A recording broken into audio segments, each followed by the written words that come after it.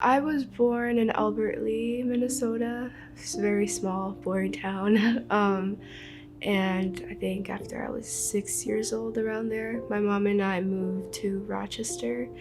Um, and I moved schools a lot because, we moved a lot in general.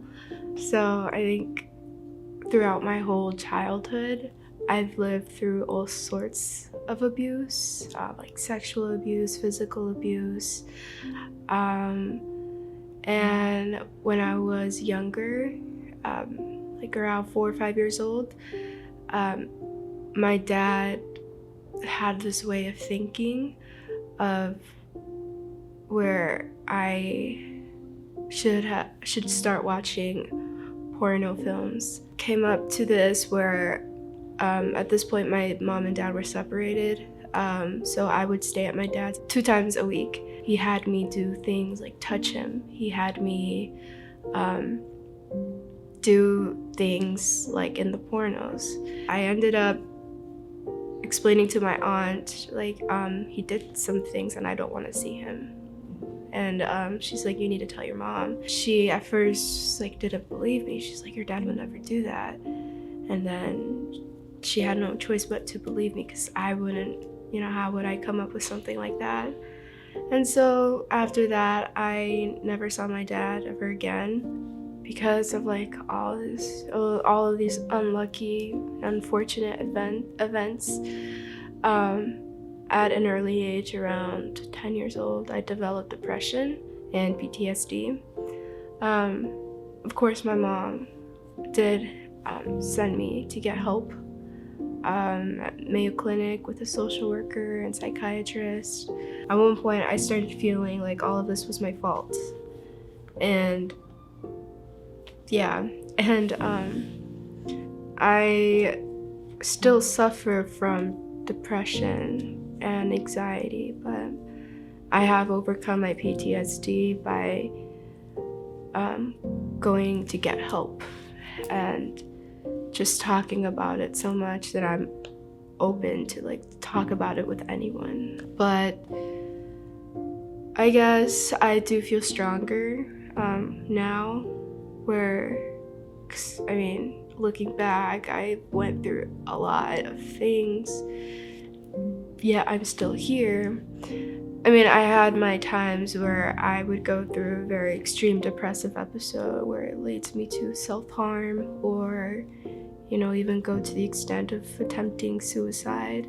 But I feel like all of those attempts failed for a reason, and I feel like my purpose now is to share my story and help others who've been in positions where I was, and help others feel comfortable with opening up about, things that people wouldn't believe would happen.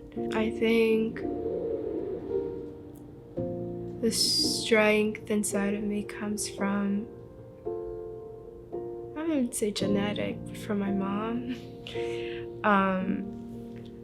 She's also been through a lot of things. I've looked up to her so much, and I've realized growing up that she was a very hard working woman, and I've learned a lot from her, where I wouldn't say she sucked it up, but she endured so much pain so she can fulfill her purpose. And her purpose, which she told me, was to be with me and to provide a good life for the both of us.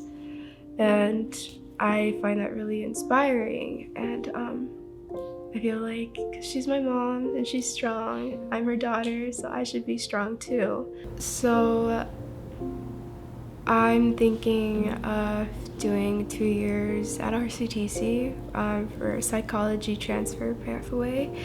And then I want to transfer to University of Minnesota in the cities for, I guess, 2 other years, and to join a psychology program in there, because I do want to become a psychologist. I see myself, sitting in a room and helping others and talking to them.